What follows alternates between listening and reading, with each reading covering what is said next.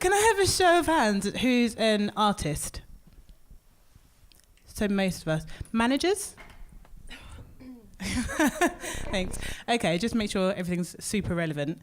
Probably firstly, I'd love 3 different takes on this. How important is a master plan and a micro plan for your social media? I'm assuming that's the way that most of us are contacting our audiences. So for you, first of all, do you have, for each artist, a master plan, and how long does that go out? Do you have a micro plan for what to do on a daily basis? Like, how involved are you with like the frequency of posting and things like that? Mute's an artist-led label. Yeah. So a lot of that, depends on the artist and how much involvement they want us to have. But if they're interested in us assisting them, generally I'll map out from the point at which we start to have that conversation. So we just signed an artist named Karine, who's an Armenian Syrian American, sort of a younger female artist for me, which is really exciting. And so when I sat down with her initially, we actually mapped out like an entire year of what that might look like in terms of growth, and in terms of a lot of that actually it's really important about what music is coming out in that time as well. And in the industry we're in, we have to be agile, dynamic, these kinds of buzzwords. So you map out, you sort of create this sketch, this blueprint of the next year, but that's always subject to change, absolutely. So really, I think more in chunks of about 3 months in terms of sort of on ground what we're going to do, but bigger picture, I'd probably look at a year.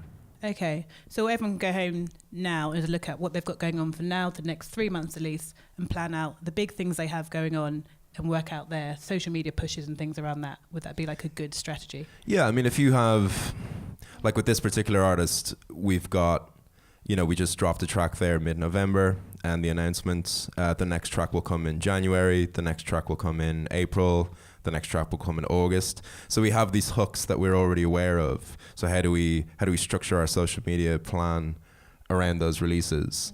So we're currently pushing the current release. So, and then her catalog is important. And I suppose it's both making people aware of the music that's just become available, but then also sort of, now that she's signed to Mute and there's maybe a bit more of a spotlight on her, how do you, in terms of the Mute audience and then people that will just find her by way of, a Pitchfork article or something like that, how do you tie that all together so that when somebody finds this person on social media, that they can sort of get a picture and an idea and a sense of who this person is? And then how do we want to develop that image over the next year in terms of how we know the music is going to change as well? Awesome. Brilliant. Lyla, I'm going to come to you because I think a lot of us don't have a team around us. So it's really interesting. How do you map out and plan your social media? Are you very much like on the day type thing, like this is what I'm doing? Or do you think I have a year plan and this is exactly what's going on? How do I tailor make everything to sit together?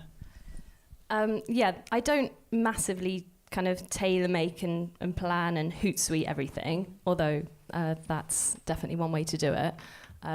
But I do know in my own mind like what I'm doing for the next year, certainly, and I'm a forward thinker. Like I do love planning, so I'll often know what I'm doing for the next couple of years. But in terms of actual specific social media posts, I like to be a little bit more ad lib with it. Okay. But I mean, within a campaign, there's obviously got to be like the rollout of things when you're releasing. So I like to have kind of a structure and then just add in like more of a kind of natural vibe. Definitely. And I think that's kind of what I like to do as well. I know I'm not answering my own question, but like it's nice to have like punctuated with the important stuff and then have the day-to-day like real life stuff around it. So it doesn't feel like an automated computer type thing. Exactly. And obviously people tend to like the more natural stuff. Yeah. Like the selfie in your loo or something. Yeah, that's the nature of the beast. Yeah, weird. Yeah. Alex? For me it's about, I agree on the macro level, you're mapping it out and you're understanding where your campaign's going to go across the release schedule. On the micro level, as a manager for me, it's about working out what your artist's strengths are and what their weaknesses are and what they're capable of doing on a day-to-day basis. And also, what was that? That was That was bizarre, but I wasn't being honest. Sounded like a Moog Sub 37 there. Yeah. If anyone's familiar. That's my big finale. I'm a multi-instrumentalist. This is my instrument, between my legs. Yeah, for the... Wrong. Come on, let's keep it together. Sorry. And on What were we the... talking about? Who knows? But On the micro level. Yeah, on the micro level, being adaptive to the sort of nuances of where a campaign might take you. You might get a certain bit of press in, or a live opportunity, or a session opportunity. You know, if you're lucky, you know, end of campaign, you maybe weren't planning to go on Jules Holland, but you end up on Jules Holland, and you feed those assets into the campaign. But for me, it's working with artists. As I was saying, it's about understanding their strengths, but also what their sort of visual identity is, and their sonic identity, and making that as coherent and natural and organic as possible as a part of the campaign. Yeah.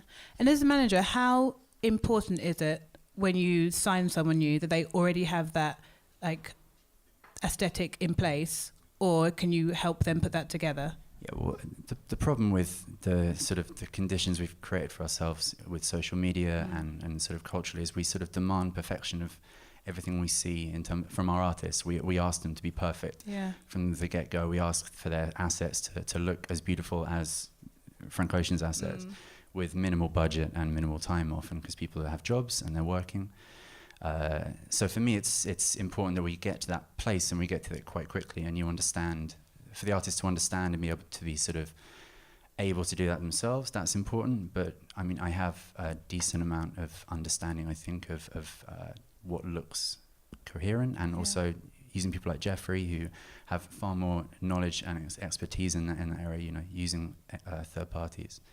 Awesome. But it's good for any artist who is able to understand themselves visually and sort of sonically, and be able to communicate that with their audience and to build their audience based on that. I think that's a strength. Definitely. Okay, I'm going to bring on something quite boring, but is a buzzword all the time: data. And looking at like the back end and all that type of stuff that just sounds super boring to artists. Like, how important is looking at like the analytics and all that type of stuff in terms of growing your fan base? Go to you, Lyla, first, because when you don't have a massive team of people doing it for you, how much time do you spend looking into like the demographics and the time of day people looking at your listening to your music and all that type of stuff? Yeah, I definitely I do look at it, and I do like Spotify for artists, because it's the best way for me to see where people are listening. So yeah, I look at it, but I try not to overanalyze it. I think my bigger thing is to kind of super service the fans that are already there, rather than to be constantly trying to grow. And the hope is that while you super service the people that are super fans already, you kind of, they become your ambassadors, and sort of they help to do that for you to some extent. So yeah. Brilliant. And then Jeff, from a completely like digital side, I'm guessing data plays more of a role for you than for like an artist. I love data. I Said do. No one ever. I love data. Said nobody ever. I Just do. Jeffrey. I find it really interesting. Right down to, you know, if you know what you're looking for, or if you know how to sort of try and interpret it out of the box where possible, you can kind of come across really interesting insights with data. But I think for artists, I mean, if you're like an up and coming, like an emerging young artist, there's tools you can use like Hootsuite. You mentioned Lyla for like automating your sort of your Twitter or your Facebook. Unfortunately, Instagram, it's really, really difficult to schedule stuff. You kind of have to do that on the fly, which makes my job very, very frustrating on the weekends when a lot of music stuff happens. But Facebook and Twitter, you can automate that stuff. The same with, you know, if you use tools like Smart URL, which, has anyone in this room heard of a Smart URL? Smart URL is a free tool you can use, and it allows you to, I suppose, I don't see enough younger artists using it, and I've done a few of these kind of feedback sessions with people where they sit down, they go, digital, like how does this work? And that's one tool that I always advise, because you can create what's called pivot links. And what a pivot link is you sort of create this custom link. When you click on that, you get your Deezer, your Spotify, your Apple. So your fan, I come from a sort of a corporate telecom background as well as being a musician in Ireland, but I think about UX and UI, this kind of the user, the fan. So I actually have to stop myself with artists from saying the word user. I have to say the word fan. But it's the same thing. What's the user experience? What's the fan experience? And so with something like a smart URL, you can get both a better fan experience by not having, I've seen in some investigation, even for this festival, looking at some of the stuff, I've been like, oh, there's an Apple link. I'm not on Apple. I'm on Spotify. Yeah. That's the wrong link for me. It's a bad user experience. I've got to go somewhere else and search the name. But then to get back on track, with a smart URL, you get data from that. I think for a label like Mute, in terms of the artists that we signed that I've seen, data is not really that important in terms of the artists that we've signed to the label. Whether those artists understand, because it's about the music. For us, both on a social media level, like I would have come from a place before working for Mute thinking, man, if you want to, like, because I was in bands, I'm in bands, and if I was like, yeah, man, you have to have like this many fans, you've got to be like totally smashing it on social media. And from what I've seen from an A&R perspective at Mute, that's not really what we focus on. It's important, and I think once we bring an artist into the fold, then it's important, absolutely. But in terms of just if you were thinking like, how do I get signed? I need to have my social media game or my data game in check. It's not necessarily what I've seen. I can't speak for every other label. For us, it's not really what we focus on. It's about the music, and then there's people like me to come in and sort of assist in that respect with data. But I wouldn't definitely think about it, and definitely don't. But it's about the music. Okay, so we're saying that it's not really an artist's responsibility to look into their data or to know where their fans are. Sorry, Alex, do you want to take that? Well, if you're an emerging artist and you're sitting around all day looking at your data, then you're doing the wrong thing. I would be sitting around all day listening to music or writing music or trying to get inspired in other ways. Data I also really like and is very useful, and again, I tend to leave it. I like to look at it, but often, you have a better perspective on that stuff, and the people we work with in marketing are way better able to understand that and help me interpret it as a manager. And I would not worry about it, but... Okay. Good to know. Not too much. I hate data. Right. I mean, often if you're starting out, the data looks shit. Yeah, true. It's a good thing you're undiscovered, right? It's all for the taking at that point. Like a lot of the basic stuff you can do with data is if you look at Instagram or Facebook, it'll say, it'll give you a graph in a week. Like you don't have to get too, at the point at which I'm looking at data is like segmentation would be a big section. So I'm thinking about how do I split my audiences and how do I best communicate to them. But like a lot of the basic stuff you can get from these tools, that they give you these really rich graphics, and like the data is really well presented. Something as simple as your posts are better served at 6:00 on a Thursday than they are at 2:00 on a Monday. That's a really great insight to have. That's the one. Sorry to interrupt. Yeah, no, go for it. That's specific to each artist. Yeah. Like that's the data I'd be looking at is if you're blue ticked in Instagram, you have a business profile and you can see far more, but you can still see in a personal profile what time you get the most engagement, what time your fans are online. The same with Facebook. Twitter's a bit trickier, but... and that doesn't even need to be like a big look at the data thing. Like just looking at your own phone and being like, I posted that on Saturday in the morning, no one looked, but on Friday night loads of people looked. You've just done your own research on your own posts. It doesn't have to be this big scary spreadsheet. Just treat your audience like friends that you're trying to impress all the time, and they're a bit fickle. Yeah, exactly. They could leave at any time. Yeah. Okay, and once we've super served our existing fans, is there any point... What's super serving? It's when you've just given and given and given to your super fans that they're never going anywhere. Are you a giver? Special, just like this special... This side of my panel is really... for that, isn't it? Okay, stay with me, guys. So, at what point should people be, once they've done the whole superfan thing, if they are looking to grow, should people be paying for reaching a wider audience in terms of PR or in terms of adverts? And if so, for adverts, which platforms? Mute, take it away. I mean, if you look at studies, it shows that the sort of engagement that you see on social media platforms is in decline.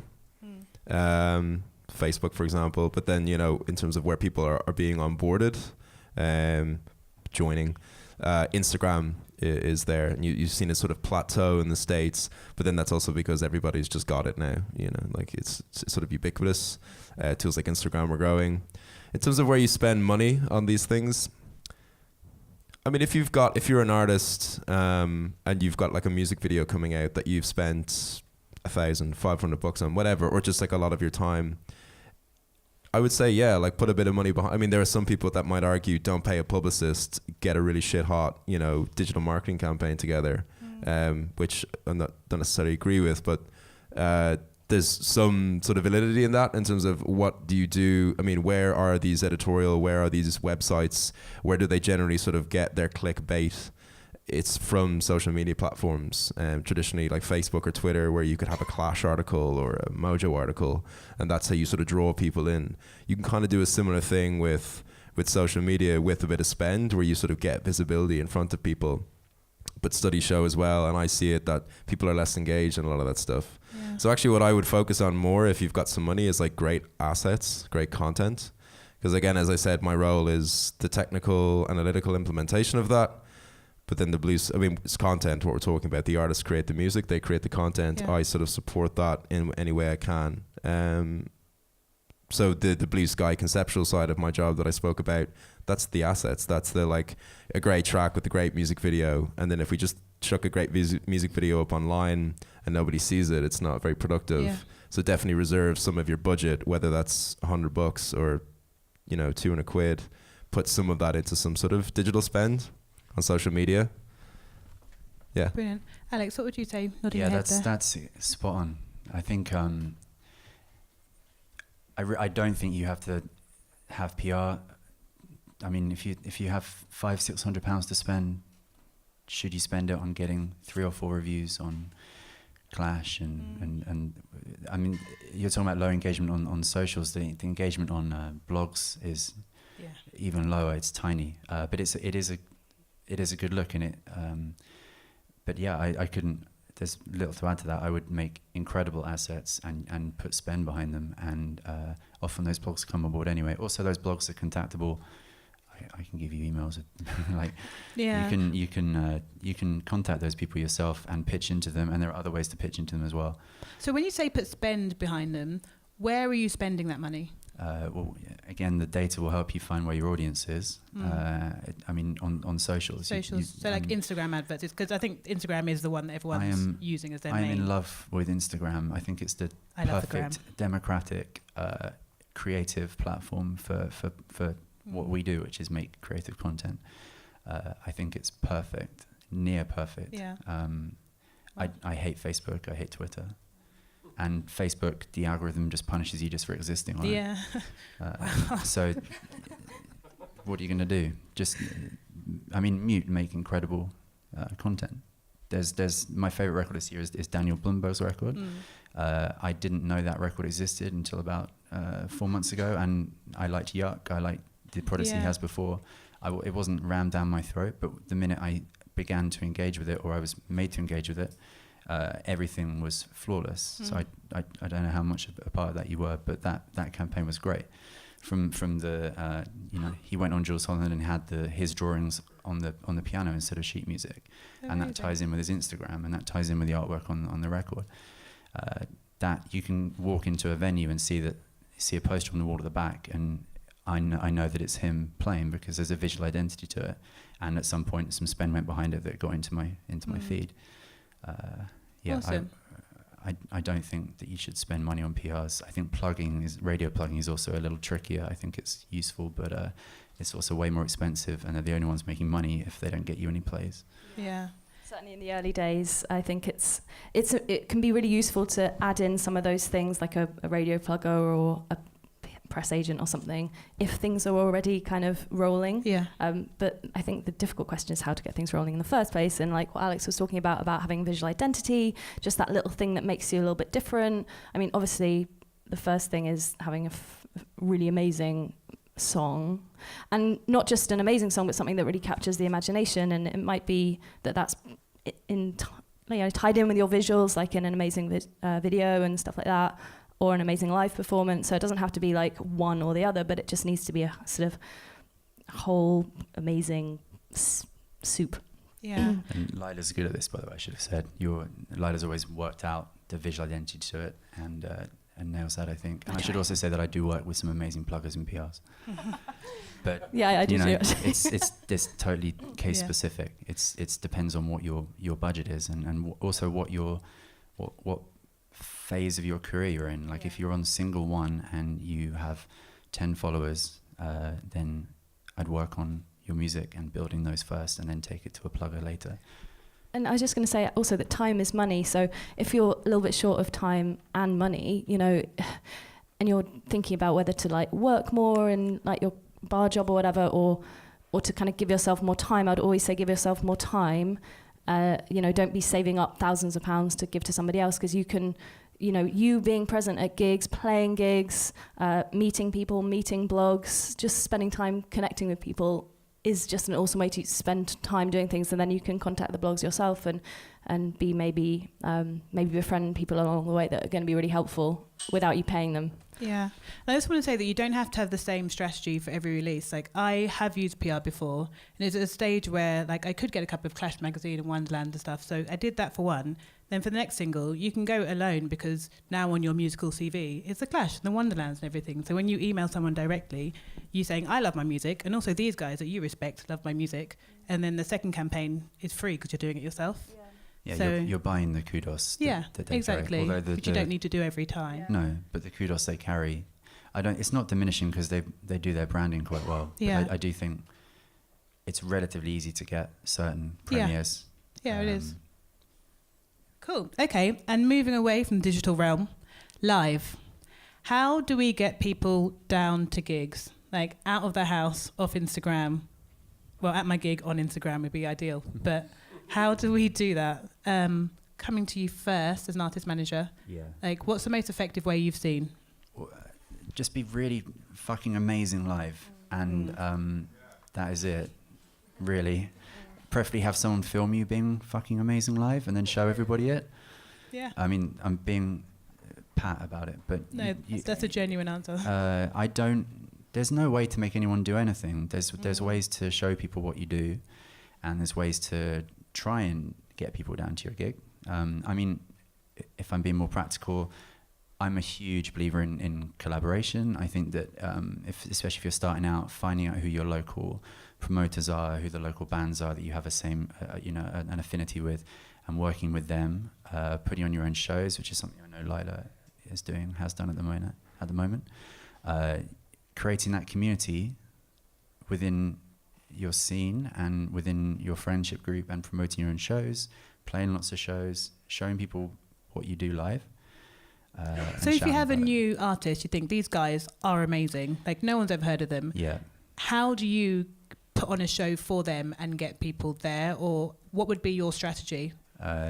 So if you don't, all of our artists have booking agents, which is obviously a huge thing to have. It's a sort of a crucial thing to have at a certain point, who will help us engage with promoters and identify the sort of venues you should be playing in. But I would literally, if you don't have a booking agent and you want a booking agent, I would just play lots of small gigs, perhaps under the radar, get your 10,000 hours of playing in, work out how good you are live, how you can be better, what your audience looks like, what you do well, how your music works live, if it works live. You don't have to play live. Yeah.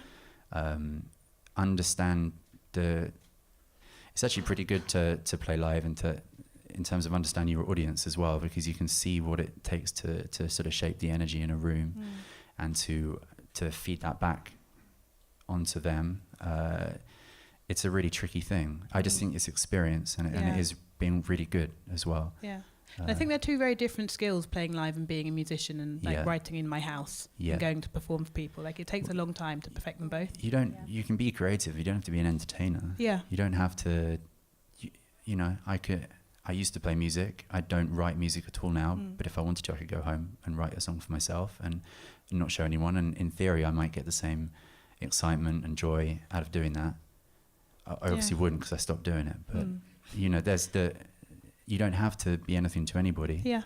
And I think it's a huge part, though, of how you make money in this industry is playing live. It's largely, no one buys music particularly relative to how they used to. So if you can play live and you can get really good at it, and you can work out what being good at it means for yourself, then that could be everything. Yeah.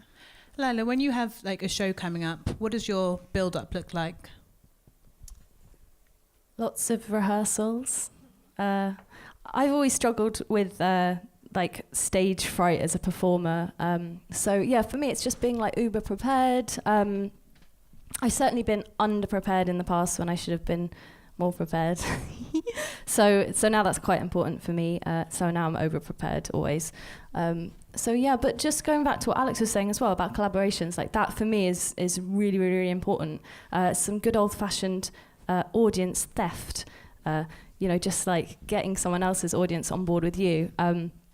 So for me, like you can never be ambitious enough, and I like reaching out to people, asking if I can support them on tour. That's been really successful for me. I've done a lot of big tours with other artists, and just along the way tried to convince them that they should be my fans too. And it's good for selling merchandise as well, like if you get to do some bigger shows. So, but I've been lucky, but then what is luck really, because I have put myself out there and sort of said, take me with you. And also, like just now, I've just done a co-headline tour with my friend Bride, and we knew that we both had audiences in the UK, but perhaps not big enough to warrant tour buses and stuff for both of us spending thousands of pounds in like really plush hotels, which is the next tour. So this time the two of us went solo, just in my car, just up and down the country, and sort of just nicked each other's audiences really. We did CD bundles so people could like buy both of our stuff for a little bit cheaper. And we're both standing there on the merch desk, so just out of awkwardness, people just did. So just stuff like that. I think that's brilliant. Collaborate, yeah. I think it's like one of the keys of all of this is getting really creative, because all the old tried and tested ways are kind of dying.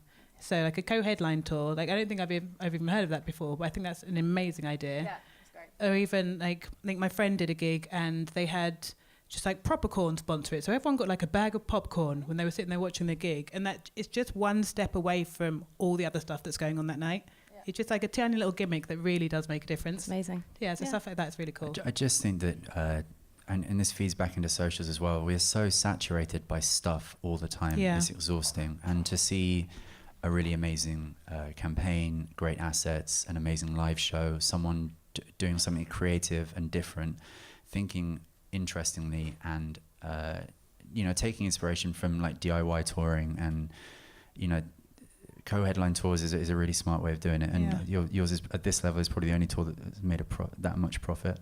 Yes. Like that's pretty. It's a lot of there's a decent amount of profit on that. But we did sleep on sofas. Hey. So did Ed Sheeran. Yeah, so exactly. I just think that to do something creative and unique, and to make that your goal, that should be just the first step for any artist. Yeah. And then you attract people like like Mute, who it's artist led and it's music led. You can see most people can see straight through a major label marketing campaign. You can see straight through someone who's been packaged up. You can see straight through assets that should look better than they do. It doesn't work. You need to make your own world and make that yours and own it, and then show people. Yeah. Following on from that, is there anything that you see that emerging artists are maybe doing wrong in terms of trying to grow their fan base or their socials or anything like that you would have them avoid doing? I mean, wrong in the sense that it could be better. I see a lot of that kind of thing. And it's funny, like there's a assistant who works at my label, and she's not necessarily interested in digital, but every so often she'll ask, how can I help here? Like, what can I do? And I go, all right, take a look at this page and tell me what's wrong. And it's just literally about going, I know that sounds simple, but like going from top to bottom and looking very granularly at every single aspect. So I mentioned smart URLs. When I go to artists' Instagrams, and I agree, like Instagram is such an amazing tool, but almost like Facebook is probably the best one from a hardcore, how do I sell and get someone to click on this link kind of type, whereas Instagram is much more classy, and that sets its own sort of, its own parameter of kind of difficulties. But it's much better there. But if I go into an artist's, page, and the link is maybe to their website, that's good. And if I click on the site, I can get easy access. Like, what do I want? I want the music. Like, I'm going to decide pretty quickly on an artist whether I like them or not based on their music. So that will also frustrate me if I go to an artist's Instagram and I'm like, when was the last time they posted some of their music? Because that's what I want to hear. Yeah. I'm a new person on this page. The same with like a Facebook page, or like why hasn't like the latest single been pinned to the top? I think that's really important. Sorry to break. If the last post on someone's page was 2017, I will immediately think you've disbanded and never look for you again. Like, even if you're just recording your album, like, so you must like keep visual. Or it doesn't have to be like music, but it needs to be the proof that you're alive, like on social medias, basically. Sorry, Karen. Yeah, that's the minimum requirement. Is proving you're alive on your prove socials. you're alive. Exactly. We can all do that. I do that. Yeah, there you go. To go back to, like, you mentioned live. How do you get, something you'd said there as well, Alex? Like, it's probably easier to get somebody to come to your show than it is to get them to buy your record. And I've done a few of these kind of sort of speed networking, speed dating things with kind of younger music people, and they ask, like, what do I do, or how do I cut through the noise on social media? It's relevant. Oh, sorry, just speed dating. Music speed dating. You know what I mean? I thought it was just general. Very personal panel today, this. Just opening our hearts to you.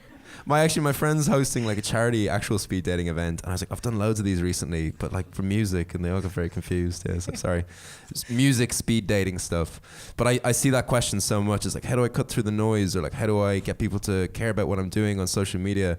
And it's kind of what I was going back to you about data and like labels earlier on, and I can only speak for mine, but it's about the music, man. Like, the social media is how you keep the story alive. So you like mentioned there, like with Daniel Blumberg, he sort of just, has a sort of a distrust of social media. He doesn't really like it that much, but he understands the power of it, how it can sort of visually tie all the things together.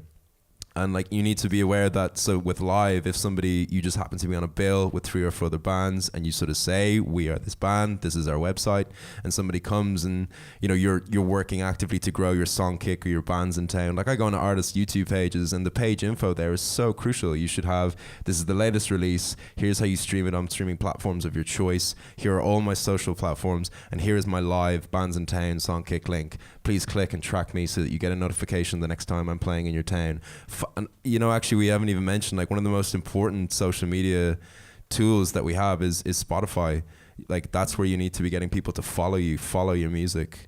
You need to be posting weekly, listen to me on Spotify, follow me on Spotify. And there are tools, free and paid, that you can use, whether it's pre-saving for like an upcoming single or an album, to different kind of incentives. There's a thing called TuneSpeak, where you can sort of get your fans to you can incentivize your fans to listen or save your music by way of them getting like merch or kind of custom stuff.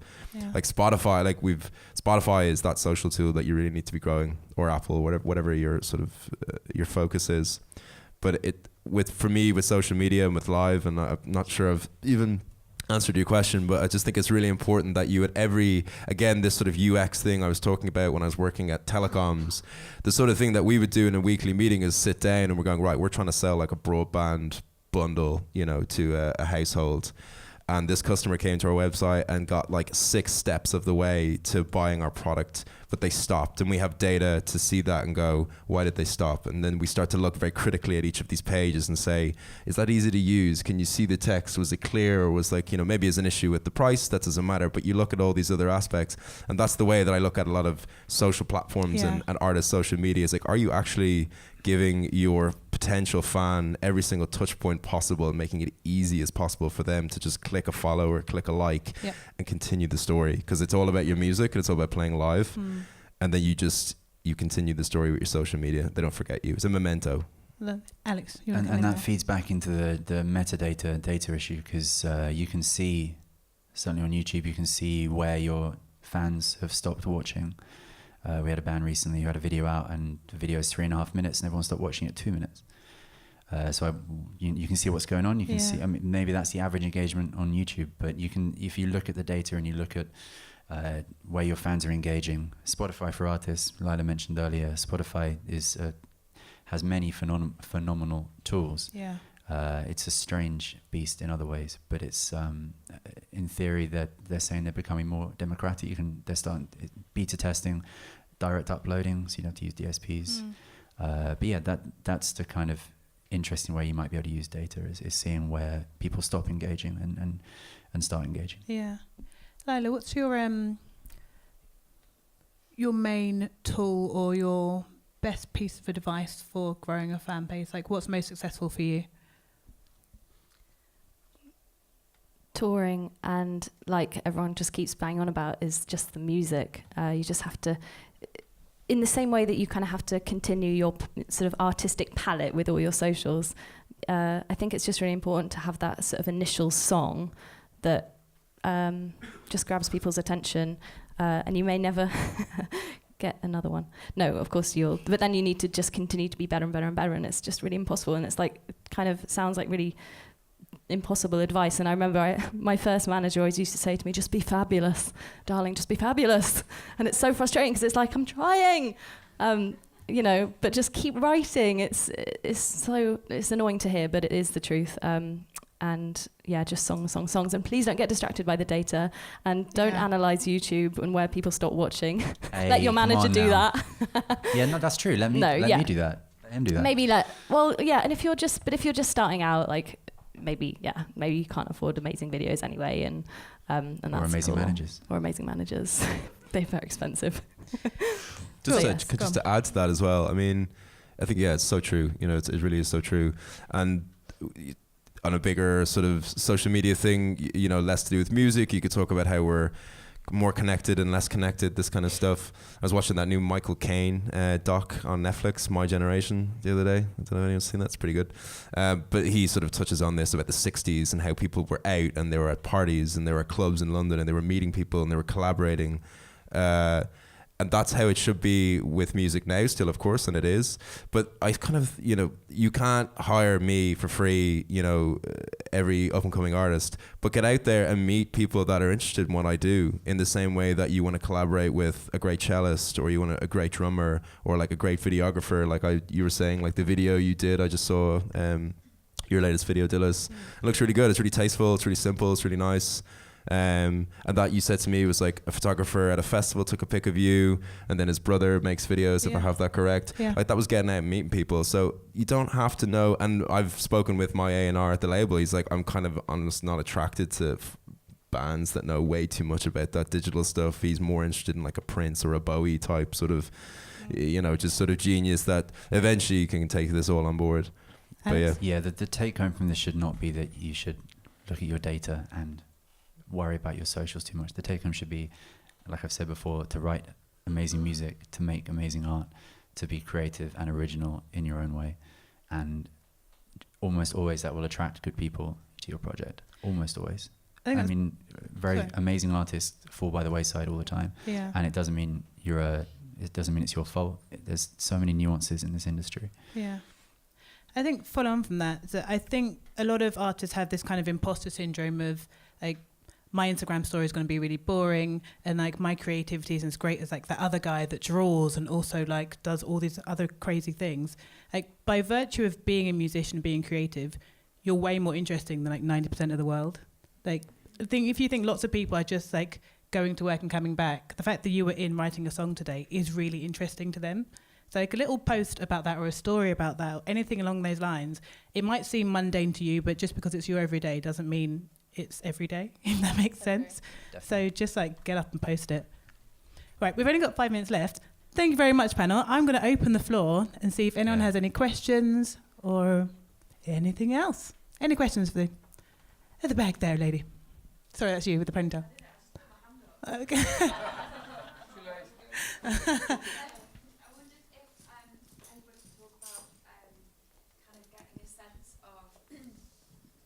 Oh, bless you. I wondered if anyone. There we go. I wondered if anybody could talk about just getting a sense of gauging the difference between, like, if you're really like starting out, getting a sense of the difference between essentially just like throwing content out into kind of an empty vacuum, and knowing when to really start putting your substantial content out there while your following is still very small. And kind of, I guess what I'm wondering is how much to put out while the following is so small, as a kind of Mountain Mohammed type thing, and getting a sense of kind of how to make. I don't know if I'm making any sense, but no, I get it. Okay, I get it. Maybe who would be best poised to? Very briefly, so if you, I mean, everyone starts at zero. So if you don't put anything out there, you're going to be putting nothing out to nobody. I would just put songs out and good content out, and build the audience. I think that you need to set out your stall, have people understand what it is that you do and what it is that's special that you do and unique, and that tends to attract people. Otherwise, you're emptily building followers for no purpose. I mean, I like a teaser campaign. I like a deleted Instagram as much as anyone. But yeah, I would, if you're starting out and you don't have hundreds of thousands of pounds or a team behind you, I would just tell people what you do as simply as possible, and make sure that it is better than anything you've seen anyone else do within your abilities. Everything looks better, as perfect as you can make it. Nice. And sounds as perfect as you can make it. To add to that, I think it's like, be ready. Always put your best stuff out.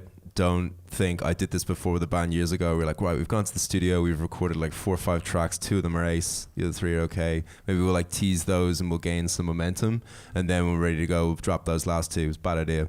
Yeah. Also, we talked about like the macro micro plan on social. Again, social supports the music. It's a way of supporting the story. It's about keeping people abreast of what you're doing as you go forward, and it's an amazing tool for that. You used to have to spend a lot of money on print and advertising to keep that available to people. Now you can do it online. So on the macro sense of like being ready, to go back to that, I would say you're much better off, because this happened to me, where you're much better off going into a room, writing like 100 songs, picking 5 of the best of them and saying, right, in the next 16 months, I'm going to release these 5 tracks because they're the best ones I have right now. And I'm already looking to year 2, but this is year 1, and just be ready. I was in a band years ago, and I'm from Dublin, and we like hired a publicist. We'd kind of gained notoriety in Ireland. Hired a publicist, Enemy Band of the Week, Guardian Band of the Week, play on Zane Lowe, like ready to go. Everyone was like, holy God, who's this band? We had nothing next. We'd recorded the best tunes we had, we'd written the best tunes we had, and everyone's like, and as is classic in the music industry, great, what's next? And you've got 5 dudes sitting around going, have we got nothing? But now, you know, it worked out okay. But like that, be ready. So it's put your best stuff out there. Don't worry if only 5 people see it. They'll eventually see it. And you said, like, you know, I was scratching my head all year with Daniel Blumberg, you know, talking about that all the time. But it meant a lot to me when you said this came to me tastefully. It wasn't rammed down my throat. So I appreciate that, because that was not easy, you know. And that was not easy. A lot of time you're talking about that stuff and people aren't paying attention, and you think it's really important. So yeah, so anyway, to answer your question, be ready, go have a whole year mapped out, record those 5-6 tracks, whatever way you want to do it. Like the album thing is kind of dying a bit in the modern spectrum. It's more about instant grats and singles. Like, you know, Drake's the biggest streaming artist on Spotify. His album is maybe 20 tracks, but all those streaming numbers come from 5-6 songs, which come out as singles, and then the album drops. But it's really about those singles. So it's instant grats, like the singles kind of dead. Amazing. But be ready, have those tracks ready. I think we've got time for one more question. Roxanne, one more? What are the barriers now? I mean, it's not a level playing field. So sex, so women are overlooked massively compared to men. Age, if you're over 50, you're fucked. You know, what are the barriers, and how can people who are in those categories overcome those barriers? As an artist? Yeah. I suppose I'm not really sure what you mean in terms of the barriers to what? To signing a... Barriers to being accepted by or spotted by a record label. Barriers to being followed in social. There are barriers out there. Particularly from a gender perspective. And also from an age perspective. Obviously, you're telling me now there isn't, but maybe there isn't. But from where I'm sat, there is. Personally, I think now is the best time to be anything and anyone, because the democratization of music and Spotify, where loads of artists I follow, I have no idea what they look like. I've never seen a picture of them.